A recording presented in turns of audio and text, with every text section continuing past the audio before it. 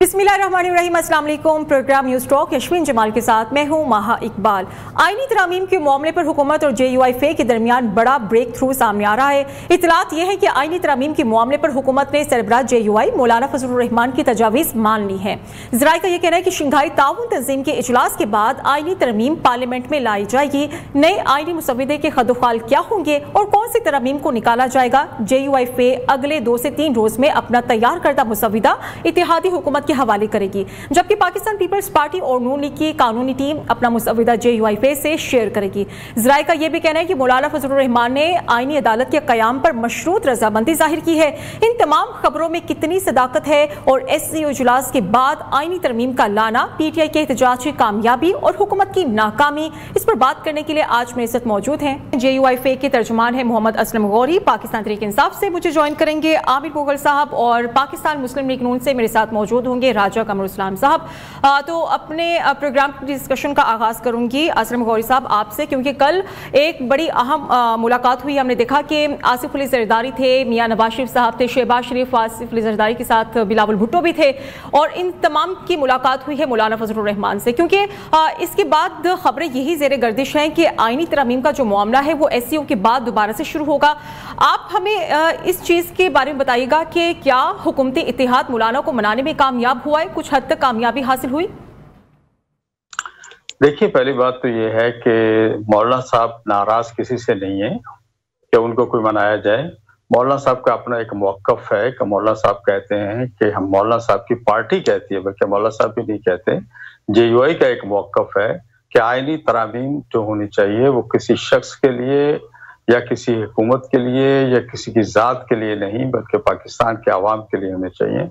और पाकिस्तान का आइन 25 करोड़ अवाम की अमानत है। इसमें जो तरमीम होगी, जो चीज़ होगी, 25 करोड़ अवाम के लिए होगी। तो हमारा मौक़िफ़ तो सिर्फ ये है, और उसमें ना नाराज़ होना है ना एक दूसरे को मनाना है। अलबत्ता बातचीत चल रही है और शुरू से चल रही है और मुतअद्दिद बार चली है। कन्विंस करने की बात कर लेते हैं, कन्विंस कर सकी? देखिए, पहले एक मसवदा आया था जिसको हमने रिजेक्ट कर दिया था। अब हम अपना मसवदा तकरीबन फाइनल कर चुके हैं और एक आध दिन में हम उनके साथ बैठ के शेयर करेंगे, उस पर आगे चलेंगे, बात करेंगे।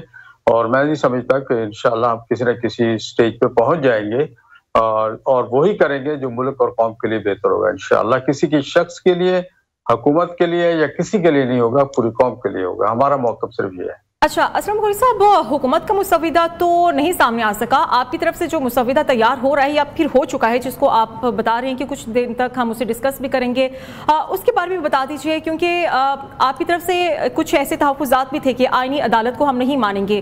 क्या अब आप आमादा हो गए आईनी अदालत को लेकर?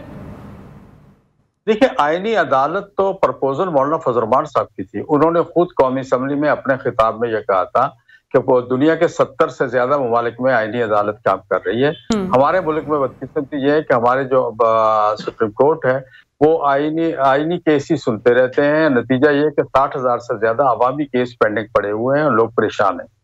तो ये उनका मौक़िफ़ था। लेकिन उसके बाद जब तदरीज इस पे मसवदा तैयार हुआ तो उसमें बहुत सी चीजें उसमें ज़िमनी ऐसी थी जो हमें काबिल कबूल नहीं थी। अब अलबत्ता हम उस पर बात कर रहे हैं। हमारी तरफ से एक प्रपोजल भी आ रही है कि हम इसमें क्यों ना कॉन्स्टिट्यूशनल कोर्ट की बजाय कॉन्स्टिट्यूशनल बेंच बना दिया जाए। तो ये भी एक तजवीज़ हमारी तरफ से है। तो देखते हैं आगे जाके। हमें आईनी अदालत पे कोई एतराज़ नहीं है। ठीक है, चलिए ये बता दीजिए कि आपके एतराज़ात, तहफ़्फ़ुज़ात थे किस पर? देखिए, उसमें बहुत सी चीजें थी, जजों की किस तानीयाती कैसे होगी, उनकी एज का मसला था और बहुत सी ऐसी चीजें थी जो उसके अंदर आ रही थी। अगर वो चीजें हल हो जाती हैं तो हमें तो उसमें कोई मसला नहीं है। और हम समझते हैं कि हर बंदा एक एज होती है उसमें रिटायर हो जाता है, लेकिन कुछ लोग ऐसे होते हैं जो जिनको हम रिटायर नहीं करते। तो वाई क्यों, ऐसा क्यों है? हर अदारे में कुछ न कुछ रिटायरमेंट की एक उम्र होती है। तो यहाँ भी जो हुकूमत थी वो उम्र बढ़ाना चाह रही थी, तो हमने कहा कि ये तो पहले ही बहुत सारी उम्र है। और कभी किसी दौर में जब हम बढ़ा रहे थे परवेज मुशर्रफ के दौर में, तो यही पीपल्स पार्टी और नून लीग ने हमारी मुखालफत की थी और इस पे हमारे तो बहुत अरसा हम पे तनस होते रहे और तनकीद होती रही। तो मैं समझता हूँ कि ये यही कदम आज अगर वो उठा रहे हैं तो ये नाजायज है। हमारे और इनके दरमियान में इसी मसले पे डिस्प्यूट हुआ था और हम समझते हैं हम इसको क्लियर कर पाएंगे, कहीं ना कहीं करीब पहुंच रहे हैं और इंशाल्लाह कौम जल्द इसमें खुशखबरी सुनेगी। चलें जी, ठीक है। आमिर साहब, अली अमीन गंडापुर कहाँ गायब हो गए? क्योंकि वो तो एहतजाज करने के लिए आए थे, लेकिन फिर हमने देखा कि वो केपी के भाग गए। क्या यही आपके मकासद थे? ये भी बता दीजिए कि इस एहतजाज से आपको क्या मिला, अचीवमेंट्स क्या हैं आपकी? इतने जुल्म सितम के बावजूद जो एक कानूनी, आईनी, इखलाकी, जमहूरी राइट है प्रोटेस्ट का, और वो हर किसी का, मेरा भी उतना ही राइट है, आपका भी उतना ही राइट है, गौरी साहब का भी उतना ही राइट है, जब वो उसको एक्सरसाइज करने आ रहे थे, रोका, उसके बावजूद वो ना सिर्फ डी चौक पहुंचे, बल्कि उनके पहुंचने से पहले हम पिंडी इस्लामाबाद की अवाम डी चौक पे पहुंच गई थी।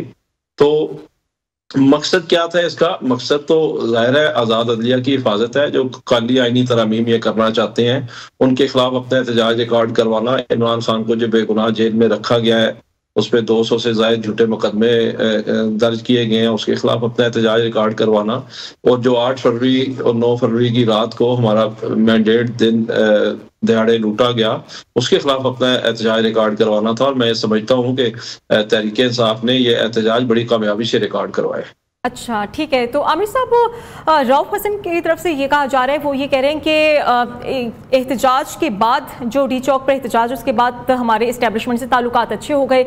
लेकिन दूसरी तरफ अगर हम बात करें, शेख वकास अकरम इस बात की नफी कर रहे हैं। वो कह रहे हैं कि अगर हमारे ताल्लुकात अच्छे होते तो फिर हमारे कारकुनान पर, हमारे रहनुमाओं पर दहशतगर्दी के पर्चे ना कटते। अब पीटीआई के अंदर इतने तजादात, खुद पीटीआई हम देखें कन्फ्यूजन का शिकार है। नहीं, देखे, तहरीक इंसाफ किसी कंफ्यूजन का शिकार नहीं है। और तलकात अगर बिल्कुल शेख वकास अकरम ने ठीक कहा है। आपको पता है कि अभी ये एक कांस्टेबल जो है, वो जो इनकी शेलिंग से फौत हुआ है, उसके बेटे की एक ऑडियो और वीडियो भी मौजूद है। हमीद शाह मेरे गांव का था, जंगी सईदा का, और उसको कत्ल का मुकदमा इन्होंने मेरे ऊपर, इमरान खान साहब के ऊपर, अली अमीन गंडापुर के ऊपर और उमर यूब के ऊपर और क्या नाम है उसका, आजम स्वाति के ऊपर, जो मेरे 3 चेयरमैन है, हफीज रहमान टीपू, रफी अफरीदी, मलिक ने, इनके ऊपर इन्होंने उसका झूठा मुकदमा दर्ज कर दिया है। तो क्या तलकात अच्छे होने के बाद आपके ऊपर झूठे 302 के मुकदमे दर्ज होते हैं? एक बंदा अपनी मौत मरा है या इनकी शेलिंग से मरा है बकौल उसके बेटे के, और उसकी जो FIR है उन्होंने हमारे ऊपर दर्ज कर दी है। इस वक्त तक तो 18 FIR सामने आ चुकी हैं और उनमें मैक्सिमम जो है वो दहशतगर्दी की हैं। अच्छा, अमित साहब, एक बात समझ में नहीं आई, क्योंकि कारकुनान तो हमने देखे कि वो पुलिस से निमट रहे थे, लेकिन जो मकामी क़यादत है, जो आपके पार्टी टिकट होल्डर्स हैं, वो नजर नहीं आए। और यही कहा जा रहा है कि पीटीआई ने वर्क फ्रॉम होम किया है। नहीं, मैं टिकट होल्डर भी हूँ इस्लामाबाद से, और मैं अल्हम्दुलिल्लाह 86,000 वोट लेके जीता हुआ भी हूँ फॉर्म 45 के मुताबिक, और मैं इस्लामाबाद का सदर भी हूँ, और मैं तो फ्रंट फुट पे था। और बाकी ठीक है, बाकी क़यादत ऑन ऑफ कुछ थे, कुछ नहीं थे, कुछ थे। देखें, एक तो आप ये ज़हन में रखें कि जो हमारे MNAs हैं, उनको तो पार्टी ने मना किया हुआ था, इमरान खान ने मना किया हुआ था, क्योंकि उनके ऑब्डक्शन का खतरा था, तो इसलिए उनको तो पार्टी ने मना किया हुआ था। बाकी कुछ लोग आए हैं और कुछ वाकई नहीं भी आए, तो बहरहाल कारकुनान आए हैं। और डी चौक जो है वो, उस पर हमने जो एहतजाज का ऐलान किया था वो हमने किया, अपना कानूनी आईनी जो राइट है हमने एक्सरसाइज किया है। और दोबारा भी जब पार्टी कॉल देगी, हम हर जगह पे एहतजाज करेंगे। हमें अपने आईनी और कानूनी एहतजाज से कोई नहीं रोक सकता। जी, जो ट्वीट किया गया है वो ये कह रहे हैं कि तयशुदा हिकमत अमली और इमरान खान की जो अहकामात थे उन पर अमल दरामद नहीं हुआ। तो फिर क्या हम यही समझें कि अली अमीन गंडापुर का गायब होना और फिर तकरीर वगैरह ना करना, ये आपकी स्ट्रेटेजी का हिस्सा नहीं था? वो बिल्कुल एक अलग से उन्होंने गेम प्ले किया है। देखें, जिसके ऊपर जितनी बड़ी जिम्मेदारी होती है उसके ऊपर प्रेशर भी उतना ही ज्यादा होता है। अली अमीन के ऊपर एहतजाज को लीड करना था, KPK से लोगों को लेके आना था, वो बड़े पीसफुली लोगों को लेके आए, हालांकि उनको मुश्तिल करने की बड़ी कोशिश की गई, उनके ऊपर बुलेट फायर किए गए, जो कुछ उनके साथ किया गया वो आपने देखा। उसके बावजूद वो बड़ी हिकमत अमली से, बड़ी जुर्रत और दिलेरी और बहादुरी से वो लोगों को लेके पहुंचे डी चौक। हाँ, मैं ये समझता हूँ कि उनको डी चौक में पहुंचने के बाद KPK हाउस नहीं जाना चाहिए था, उन्हें डी चौक में ही स्टे करना चाहिए था, उन्हें वहीं पे स्पीच करनी चाहिए थी।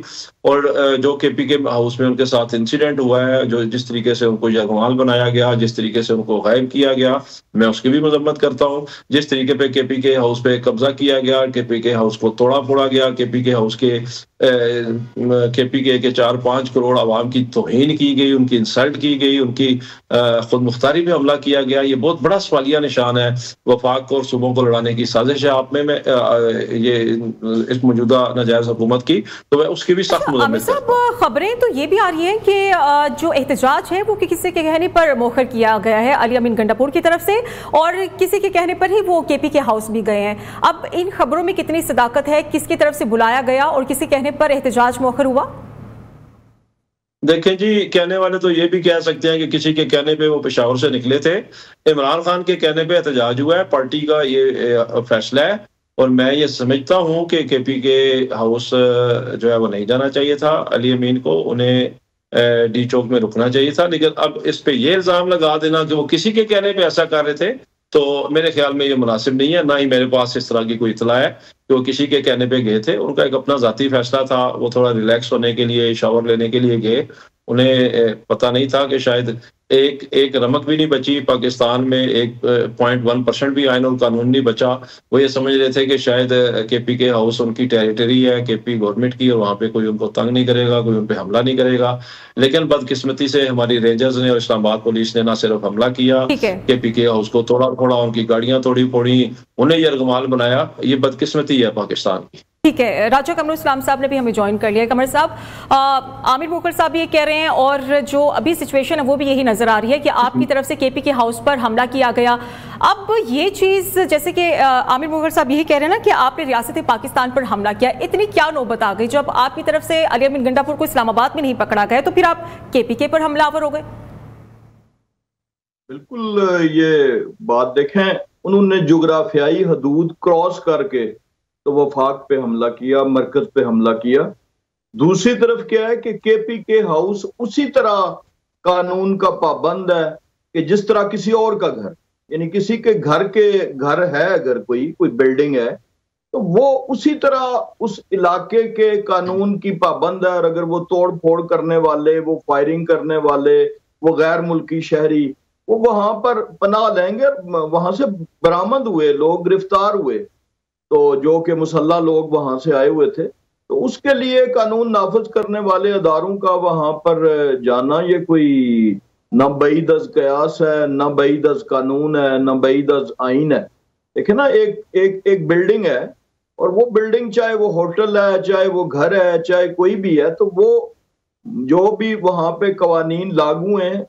मैं मिसाल दूंगा कि अगर कोई वफाकी हुकूमत के किसी महकमे की इमारत हो पेशावर में या लाहौर में या KP में या बलूचिस्तान में, तो वहां पर अगर कानून तोड़ने वाले जो हैं, कानून शिकन अनासर, वो चले जाएं, तो वहां पर फिर उनके ताकुब में दाखिल होना एक ऐसे टाइम पे जब शहर में इमरजेंसी नाफिज है, जब आर्मी कॉल्ड इन हुई है, जब रेंजर्स कॉल इन हुई है, तो ये कोई मामूली हालात तो नहीं थे, गैर मामूली हालात थे। तो उसमें ये कौन सी इतनी बड़ी बात होगी कि KPK पे हमला आवर हुए? यानी जो हमला आवर हुए उसी लॉजिक को वो एक अमारत के हवाले से उसको उल्टा कर देना, मैं समझता हूँ कि ये तो बिल्कुल एक मज़े का खेल सी बात। कल एक बड़ी अहम मीटिंग हुई है मुस्लिम लीग नून, पाकिस्तान पीपल्स पार्टी की, JUIFA के मौलाना फजलुर रहमान से, तो क्या आपको कामयाबी हासिल हुई और कितनी यकीन दहानी कराई गई है मौलाना की तरफ से, क्योंकि आईनी तरमीम का आपको चैलेंज दरपेश है? कुछ कामयाबी की खबरें हमें आप दे सकते हैं? देखें, जो कुछ फलस्तीन में हुआ, जो कुछ गजा में हुआ और लबनान में हो रहा है, वो उस हवाले से एक फलस्तीनियों के साथ यकजहती के लिए, और वो कोई आज की पॉलिसी नहीं है, वो पाकिस्तान बनने के वक्त की पॉलिसी है। वो कायदे आज़म की पॉलिसी थी। कायदे आज़म मोहम्मद अली जिन्ना बानी पाकिस्तान ने जो फॉरेन पॉलिसी की चंद चीज़ें अपने दौर में, उस मुख्तसर से दौर में सेटल की थी और उनका रुख तयन किया था, उसमें फ़लस्तीन भी शामिल था, जिसमें उन्होंने इसराइल को एक नाजायज बच्चा कायदे आज़म ने करार दिया था।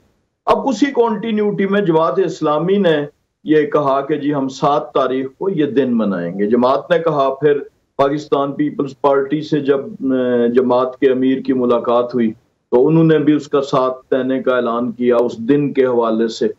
फिर दीगर सियासी जमातें भी शामिल हुई। तो ये एक ऑल पार्टीज कॉन्फ्रेंस थी और इसमें एक जो काबिले मैं समझता हूँ नदामत बात थी, जो शर्मिंदगी का बायस थी कि पाकिस्तान की तमाम सियासी जमातें फलस्तीनियों के साथ इज़हार यकजहती के लिए शामिल हुई और एक जमात उसमें शामिल नहीं हुई और उसका ठीक कह रहे हैं कमर साहब, इस पे भी हम बात करेंगे। वैसे जो अली अमीन गंडापुर ये कह रहे हैं कि हम जब एहतजाज की इजाज़त मांगते हैं तो हमें अजीब व गरीब सी जगह दे दी जाती हैं, जैसे कि मवेशी मंडी की तरफ से।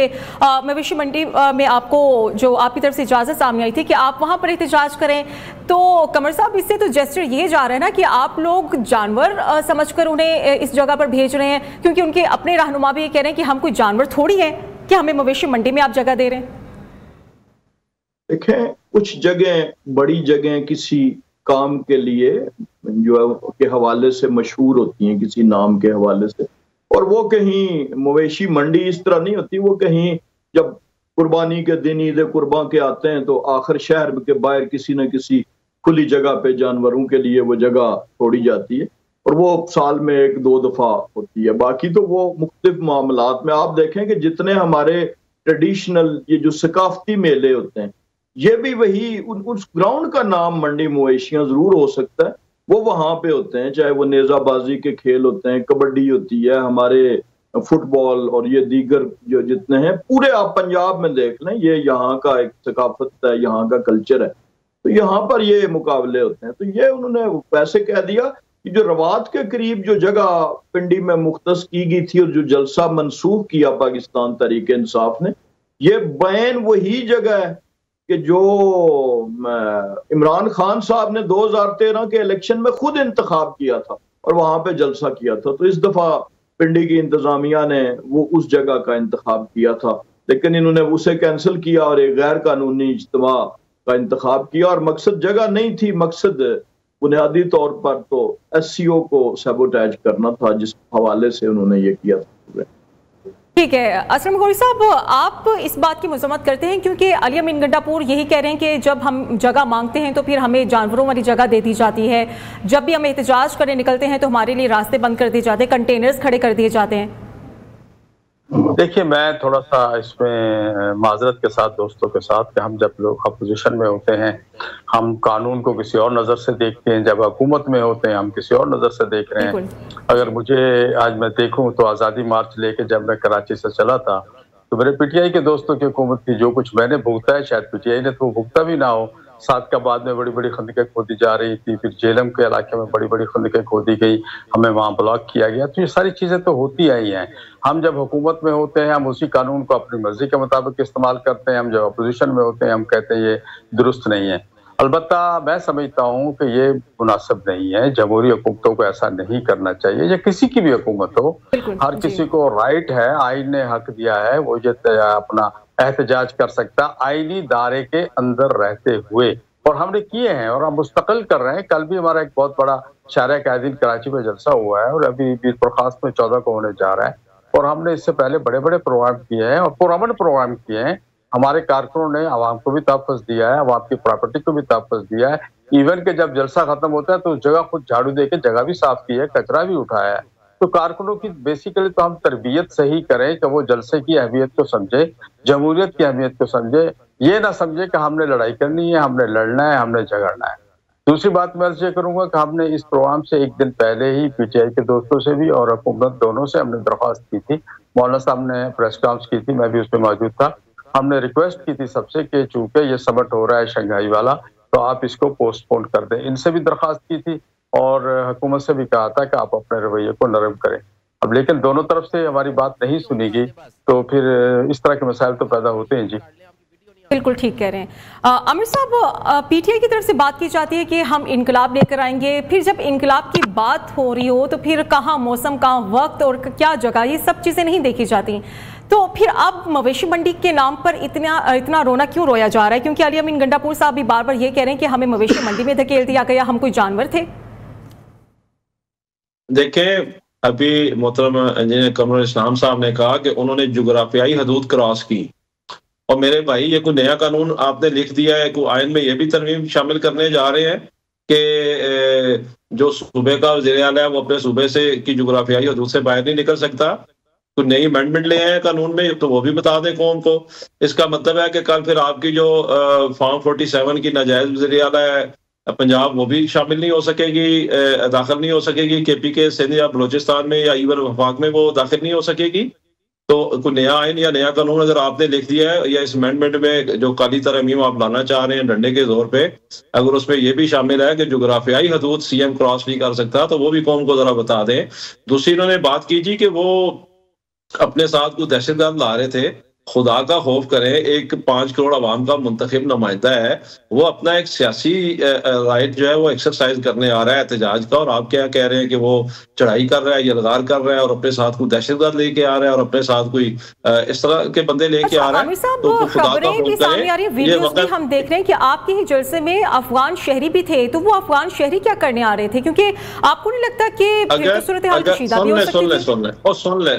सुन लेना जी, देखिए अगर हमारा 10-20 हजार का मजमा है और उसमें इंजीनियर कमर इस्लाम साहब कहीं से 4 अफगान पकड़ के ले आए और वो कहते हैं कि वो तहरीके साहब के साथ हम आए हैं, तो ये इतना आसान तो नहीं होता इस तरह साबित करना। इस तरह तो हमको 20 अफगान पकड़ के ले आएंगे और कह देंगे ये इंजीनियर कमर इस्लाम साहब ने इनको भेजा था KPK में बदअमनी के लिए। तो ये 80-90 की दहाई की सियासत करना छोड़ें। तहरीके साहब का हक है, कानूनी, आईनी, इखलाकी, जमहूरी हक है एहतजाज करना, वो तहरीके साहब एक्सरसाइज करेगी। और आप शंघाई समिट के पीछे छुपने की कोशिश ना करें। कौम आपकी ये जो काली तरमीम आप करना चाहते हैं, और वैसे भी आपकी तो खैर क्या जुर्रत, क्या औकात है कि आप करेंगे। आपको तो मुसद्दा भी पढ़ने के लिए नहीं दिया जाता, जिन्होंने करनी है उन्होंने करनी है। आपको तो सिर्फ ये कहा जाता है कि आप उस पर स्टैंप लगा दें और साइन कर दें। तो किस तरह हम इसको तस्लीम कर सकते हैं कि आप एक ऐसी तरमीम लाएं जिससे आप शख्सी आज़ादी ख़त्म कर रहे हो, जिससे आप आइन का गला घोटना चाहते हो, जिससे आप सुप्रीम कोर्ट की आज़ादी पे पाबंदी लगाना चाह रहे हो, जिसमें आप चीफ जस्टिस की तैनाती का इख्तियार उस डम्बी नाजायज वज़ीर आज़म को देना चाह रहे हो, जिसमें आप रोटेशन के नाम पे अपने नापसंदीदा जजों को पाकिस्तान के दूसरे कोनों में फेंकना चाह रहे हो, जिस तरह आप ऐसे का ट्रांसफर कर देते हैं। तो ये ऐसी नई तरमीम तो नहीं लेकर आ रही जिसमें जोग्राफियाई हदूद कुछ ऐसे तो नहीं रखने जा रहे कि CM क्रॉस नहीं कर सकता। एक ब्रेक ले लेते हैं, ब्रेक के बाद इसी पॉइंट से हम दोबारा से कंटिन्यू करेंगे। Stay with us.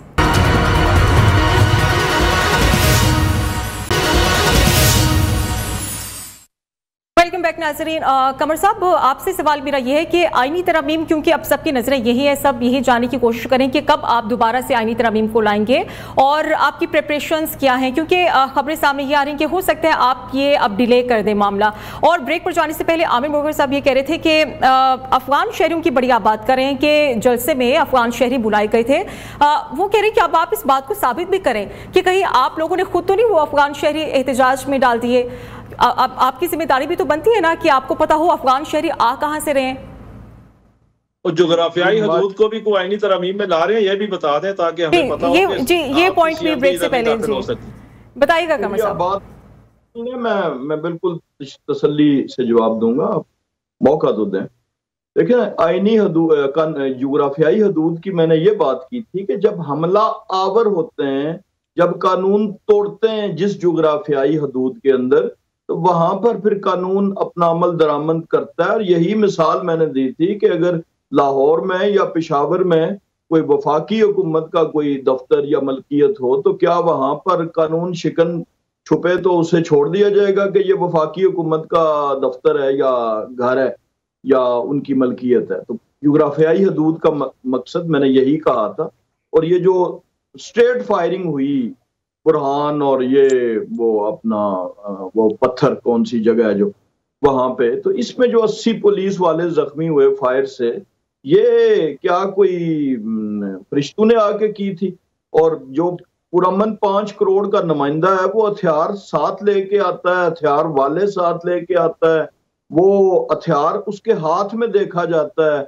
वो लोगों को इशारों से ये कह रहे हैं कि जी आप इस तरफ फायरिंग करें, साथ वो फायर चलाने की इशारा करके और इशारा भी कि उस तरफ फायर करें। ये वीडियो सारे लोगों ने देखी है या नहीं देखी हूं तो इससे पहले कब किसी 5 करोड़ के मुंतखब नुमाइंदे ने क्लाशनकोफ हाथ में लेके तो जलसे में शिरकत की है? या गाड़ियों के शीशे तोड़े। तो जरा सारी चीजों को मद्देनजर रख के जब आप बात करेंगे तो खुद ब खुद आ जाएगा चीजें। दूसरा जो इन्होंने कहा जी कि जजों की तैनाती वजीर आजम करेगा, अभी तो जो अंडर डिस्कशन है वो सिर्फ आईनी अदालत है, और उसका जो मोड है कि कैसे बनेगी क्या होगा, वो तो जब पूरा इसका कानून का आपस में जब इत्तेफाक राय हो जाएगा, जिसमें सरे फहरिस्त मौलाना फजलुर रहमान साहब हैं, एक अहम जमात है जिनके साथ अभी तक कंसेंसस नहीं हुआ। अच्छा कबीर साहब, आपको नहीं लगता कि मामला भी तो आपने कंट्रोवर्शियल किया? अभी आप कह रहे हैं कि डिस्कशन होनी है, लेकिन उस रात पता नहीं क्या इतनी जल्दबाजी थी, क्यों आप इतने जज्बाती हो गए कि आपने कहा कि आज ही रातों रात ये तमाम तर मामला हल हो जाए? असलम कोरी साहब, अब ये देखें ना कि एक तरफ पीटीआई है तो दूसरी तरफ गवर्नमेंट है, दोनों तरफ से हम देख रहे हैं कि बड़ी ये तंज़ो मज़ा और तनकीदी निश्तर तो चला दिए जाते हैं, लेकिन मामला तो फिर ऐसे हल नहीं होंगे। हुकूमत इस मुल्क को भी तो लेकर चले कि आपको क्या लगता है अब कैसे इकदाम करने चाहिए, क्या हल निकलेगा इन तमाम तर मामलात का?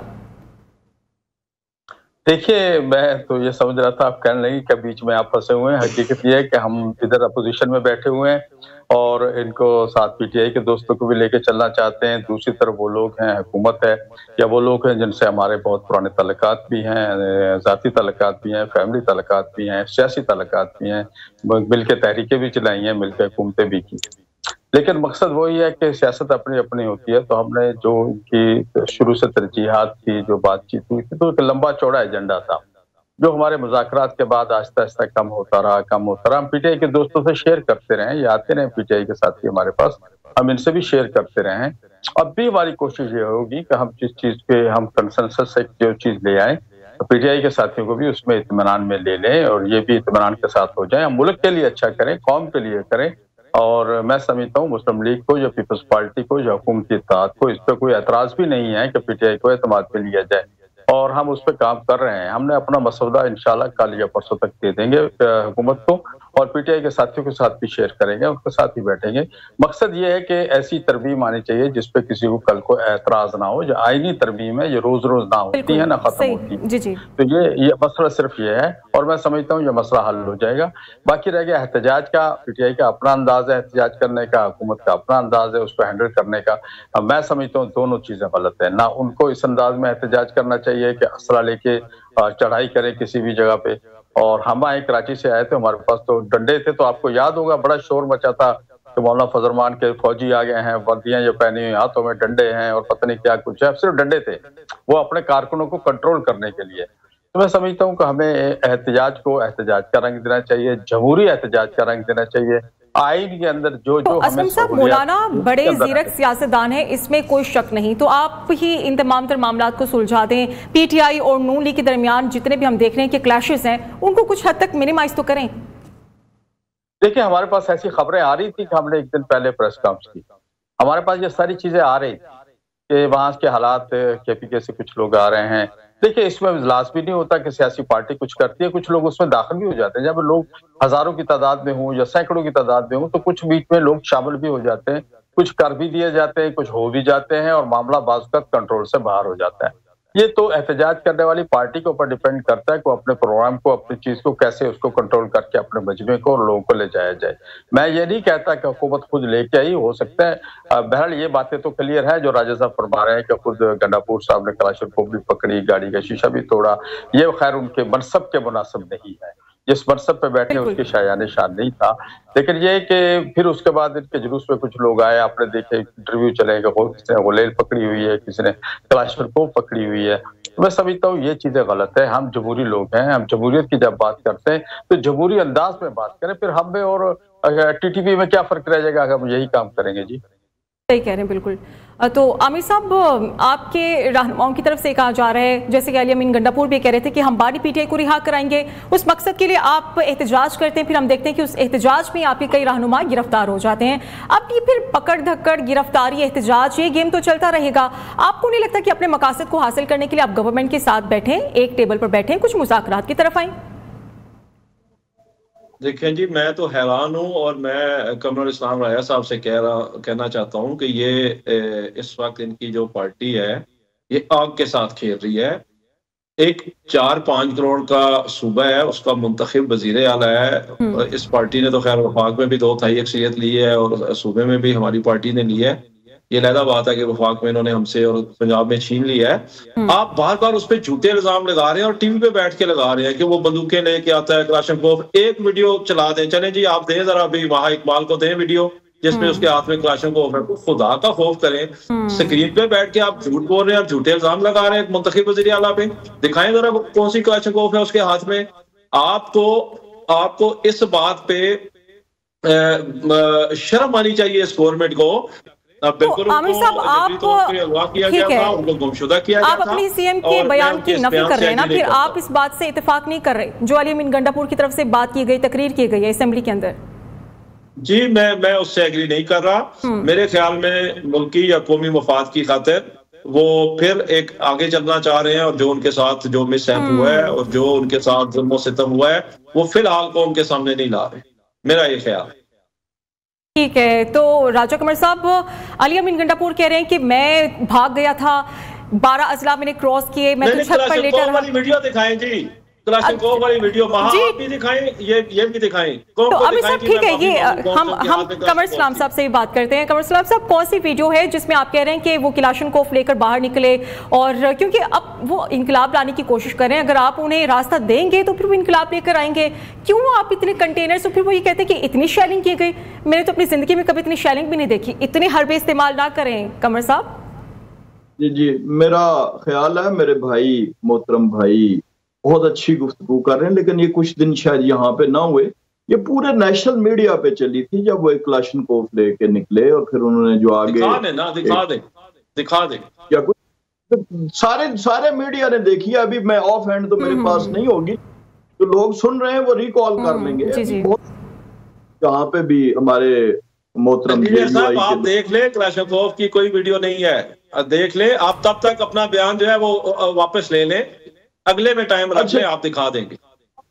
तो कुछ लोगों ने देखा और जो टेलीविजन पे बयान हुआ उसकी बात करें। दूसरी बात इन्होंने जो अभी की है अपना, इस हवाले से वो मवेशी मंडी वाला तो जवाब मैं ऑलरेडी दे चुका हूँ। तो जी ये रुकावटों की बात हो रही है ना, अली अमीन साहब खुद भी कह रहे हैं कि इतनी शेयरिंग की गई आप लोगों की तरफ से, कंटेनर्स लगा दिए गए, तो फिर आप उन्हें रास्ता तो दें सर। संदकें खोदी गई, कीलें बिछाई गई, वजह बता दें। ये आप जरा मौका दे देना जी, मैं तो आपकी बात सुनता रहा हूँ। देख, ये जो टीयर गैस के शेल लॉन्ग रेंज बरामद हुए हैं रेस्क्यू की गाड़ियों से, ये क्या सरकार के पैसे से और टैक्स पेयर्स के मनी से केपी में अमन अमान के लिए नहीं खरीदे गए थे, जो यहाँ लाए गए पुलिस को काउंटर करने के लिए और पुलिस पर फेंके गए। जो हथियार हुए 2-4 अफगानी नहीं थे, 120 तो अरेस्ट हुए। और इसके अलावा लातादाद वीडियोज है मुसल्ला लोगों की, वहां से जब चले तो तब भी मुसल्ला थे, गाड़ियों से वीडियोस बनाई गई, सारे नेशनल मीडिया पे चली। तो अब किस से आप इनकार, इसका बेहतर मौक़िफ़ महल है। आप ये इख्तियार कर सकते थे कि ये जब बड़ा ऐसा मार्च होता है तो उसमें ऐसे मिसक्रिएंट्स जो होते हैं, दहशतगर्द जो होते हैं, एंटी स्टेट एलिमेंट्स होते हैं, वो शामिल हो जाते हैं या हो सकते हैं। ये ज्यादा बेहतर मेरी नजर में, बजाय ये कहने के कि सिरे से थे ही नहीं। 2-4 तो हुकूमत मैनेज कर लेती। ये जो सैकड़ों के हिसाब से आए, ये कैसे आए? ये जो सरकारी ये जो क्रेन थे, ये क्या कहाँ से? अभी न्यार बयान आया कमर साहब, एक बड़ी अजीब सी बात ये भी है जी, अली अमीन गंडापुर वैसे तो इस्लामाबाद में आई नहीं, उन्हें तो ये चाहिए था ना कि वहां पर मौजूद कारकुनान के साथ होते और पुलिस का मुकाबला करते, लेकिन असेंबली में आकर वो फिर आईजी इस्लामाबाद को धमकी भी दे रहे हैं। वो कह रहे हैं कि तुमसे मैं निमट लूंगा, तुम जो हमारे खिलाफ हरकतें करते फिर रहे हो। अगर उनमें इतना ही दम था तो फिर वो इस्लामाबाद से पीछे ना हटते, वहीं पर मुकाबला करते इन तमाम चीजों का। ये बयान भी तब्दील हो गया। अब वो कह रहे हैं कि 4 घंटे केपी हाउस में रहा और उन्होंने जो जिले गिने वो सिर्फ उसमें चीन का बॉर्डर रह गया, बाकी उन्होंने पूरा जिला शांगला भी और पता नहीं कौन कौन से गिन गए। जब आप मारगला क्रॉस करके तो कमर साहब उनकी तरफ से मुतालबा भी किया जा रहा है कि आईजी इस्लामाबाद को हटाओ, वरना फिर हम आ जाएंगे इस्लामाबाद, हम फिर डी चौक पर आएंगे एहतजाज करने के लिए। फिर आप तो तैयारी पकड़ लें। भाग आप खुद गए हैं और पहाड़ क्रॉस करके 1 घंटे का रास्ता है। ये मुनाल रेस्टोरेंट से कोई गालबन 2 किलोमीटर आगे सुबह केपी शुरू हो जाता है। तो ये इतने 12 अजला खाली जेब, ये कहानियां तो हम बचपन में पढ़ा करते थे, इमरान सीरीज की जासूसी नॉवल, आज इन्होंने बयान तब्दील कर दिया। पहले वो पूरी रात छत पे रहे थे, अब उन्होंने कहा है मैं सिर्फ 4 घंटे रहा और फिर मैंने किसी को कहा कि मेरे लिए गाड़ी का बंदोबस्त करो, और जब वो वहां से निकल गए तो उन्होंने कोई वो गालबन सवात, शांगला, बहुत से इजला आज असेंबली की अपनी गिनवाएं। तो अब ये किस किस बात की तरदीद करेंगे, किस किस बात को झुटलाएंगे? जिस वजीर आला असेंबली के फ्लोर पे झूठ बोले, जैसे इन्होंने खुद कहा कि जी वो तो बिल्कुल जो है वो गलत बयानी कर रहे हैं और मफाद में कर रहे हैं, यानी मुल्क के वसी तर मफाद में स्टेट फायर कराए, मुल्क के वसी तर मफाद में मुसल्ला लोगों को लेके आए, मुल्क के वसी तर एक बात का क्रेडिट तो आप देना कि इतनी तमाम तर पाबंदियों के बावजूद अली अमीन गंडापुर पहुंचे हैं इस्लामाबाद, वहां पर एहतजाज हुआ है। एक ब्रेक ले लेते हैं, ब्रेक के बाद दोबारा से हाजिर होंगे।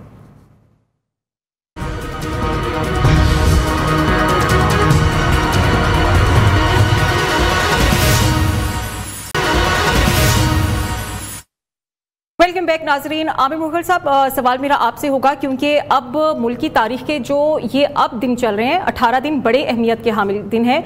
हम देखें चीफ जस्टिस काजी फाइज ईसा की भी रिटायरमेंट होने जा रही है। अब आपको क्या लगता है, क्या मामलात तय पाने जा रहे हैं? क्योंकि वज़ीर दिफा ख्वाजा आसिफ ये कह रहे हैं कि जो बानी पीटीआई इमरान खान है वो इस्टेब्लिशमेंट के लिए इस्तेमाल कर रहे हैं अली अमीन गंडापुर को। इस बयान को भी आप कैसे देखते हैं?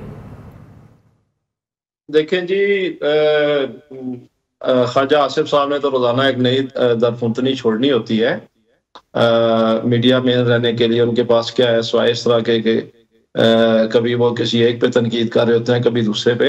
असल बात यह है कि पाकिस्तान के आने वाले दिन वाकई बड़े अहम है और इसमें बड़ा अहम रोल है असलम गौहरी साहब की जमात का, और हमें उम्मीद है कि ये तारीख के दुरुस्त सिमत पे खड़े होंगे।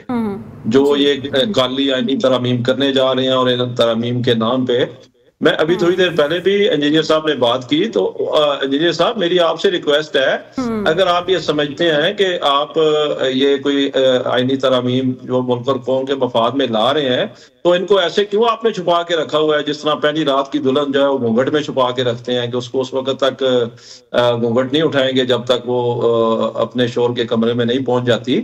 तो भाई ये कोई नई नवेली दुल्हन नहीं है, ये आईनी तरमीम। अगर आप ये समझते हैं कि ये कौम और मुल्क के मफाद में है, तो इनको लेके आए कौमी असेंबली में, इन पे डिबेट होनी चाहिए, पता चलना चाहिए कि कौन कौन सी आप आईनी तरमीम ला रहे हैं। आपको तो यार तस्लीम कर लेनी चाहिए आपको हकीकत के आपके पास भी वो मसवदा नहीं है। आपको भी वो एंड टाइम पे जो है ना वो दिया जाता है कि जाओ जाके, क्योंकि एक दफा आप कंप्रोमाइज हुए, आपने 8 फरवरी को इलेक्शन हारने के बाद इत्तलात ये भी है कि पीपल्स पार्टी और JUIF की तरफ से एक मुसविदा, ठीक है, एक मुसविदा भी तैयार किया गया है। असलम गौहरी साहब जी, सियासी आपको साइन करने पड़ेंगे। ठीक है आमिर साहब, मैं आपकी तरफ आऊंगी। असलम गौहरी साहब से बात कर लेते हैं। असलम साहब, सियासी हालात हम देखें तो फैसला कुन मोड़ पर है। आमिर साहब ठीक है, घूंघट तो जरा उठाएं, हम देख लेते हैं, मुसविदे की बात करते हैं असलम गौहरी साहब से। गोरी है, नाक उसका कैसा है, चेहरा उसका कैसा है, आपने तो उसको छुपा के रखा हुआ है, और घूंघट भी उसमें आपने काले रंग का डाला हुआ है, कौम को नजर ही नहीं आ रहा अंदर से निकलेगा क्या? ठीक है आमिर साहब, फिर आप अपने बंदे भी संभाल के रखें जरा, आपको भी बड़ा टफ टाइम देने जा रही है हुकूमत। असलम गौहरी साहब, सारा डेडलॉक आपकी तरफ से ही पैदा किया गया है, तो आप अब क्या करने जा रहे हैं? आईनी तरमीम पास कराने जा रहे हैं या नहीं कराने जा रहे? और आईनी तरमीम का जो कहा जा रहा है कि एक मुसविदा तैयार हुआ है पाकिस्तान पीपल्स पार्टी और आपकी तरफ से मुत्तफिका मुसविदा, उस मुसविदे के बारे में बताइए। देखिए, हमारा मुश्तरका मसवदा नहीं है, ये सिर्फ हमने तैयार किया है। उन्होंने अपने तौर पे कुछ तैयार किया होगा, ठीक है, हमने अपने तौर पे तैयार किया है और तकरीबन 80% से ऊपर कर चुके हैं। हो सकता आज जब तक हम बात करें 90% हो चुका हो, तो ये जब कंप्लीट हो जाएगा तो फिर हम दोनों पार्टियां, पीपल्स पार्टी हमारे साथ बैठ के शेयर करेंगे, हम उनसे भी बात करेंगे, अपोजिशन की दीगर पार्टी जो है बड़ी पार्टी है उससे भी हम शेयर करेंगे। हम बैठ के इसको मैंने पहले भी अर्ज किया कि हम चाहते हैं कि कंसेंसस से सब कुछ हो और इस पे सब लोग एग्री हों, जो हो रहा है मुल्क के लिए अच्छा हो। और इसमें वो कॉन्स्टिट्यूशन जो कोर्ट है वो पढ़ना कोई जुर्म नहीं है या गलत नहीं है, लेकिन उसके अंदर क्या होगा, उसके मुजमरा, उसका फायदा किसको पहुंचेगा, सूरत हाल भी आप क्लियर कर देना। आप भी ये फाइनल डिसीजन ले कि आपने किसकी तरफ जाना है, हुकूमत का साथ देना है या फिर ओपोजिशन की तरफ जाना है? देखिए नहीं, ना हम उनकी तरफ है ना हम कौम के लिए जो अच्छी चीज काम होगा वो हम करेंगे। आप देखिए हम अमेंडमेंट खुद तैयार कर रहे हैं और देखिए अपोजिशन हो या हुकूमत हो, हम इनको फ्रीक नहीं बनाते, ये सबके सब पार्लियामेंट का हिस्सा हैं। हम भी अपोजिशन में हैं, हम सब पार्लियामेंट का हिस्सा हैं और हमेशा ये थोड़ी होता है कि या मेरी या तेरी, नहीं, ये नहीं है। अक्सर देखिए आइन में 18वीं तरमीम जब हुई थी 7-8 महीने लगे थे उस तरमीम में और तमाम पार्टियां थी, आज तक कभी उस पर किसी ने उंगली नहीं उठाई। उसकी वजह यही है कि सब उसमें शामिल थे। तो मैं समझता हूँ कि आईनी अमेंडमेंट है, इसमें हम सब शामिल होंगे और इंशाल्लाह बिल्कुल। तो असलम गौहरी साहब, आपके 18 दिन कब पूरे होंगे? क्योंकि 18 दिन का गालिबन वक्त मांगा गया था। आपको नहीं लगता कि अब ये जो डेडलॉक की सूरत हाल है इसे खत्म कर देनी चाहिए? डेडलॉक तो नहीं है, डेडलॉक नहीं है, मैंने कहा डेडलॉक कहीं भी नहीं है। और डेडलॉक तो सूरत में होता है कि जी पार्लियामेंट में पेश किया गया है, अब वो पास नहीं हो रहा है या कोई और सूरत है। डेडलॉक तो कहीं भी नहीं है। अभी तो हम अपने तौर पर तैयार कर रहे हैं, वो अपने तौर पर तैयार कर रहे हैं। मैं समझता हूँ ये डेडलॉक नहीं है और हम अच्छी तरफ जा रहे हैं, हुकूमत भी अपोजिशन भी। अपोजिशन से मुराद ये सिर्फ मैं नहीं हूँ, मेरे साथ मेरे दूसरे इत्तेहादी अपोजिशन की पीटीआई है या दूसरे लोग भी हैं।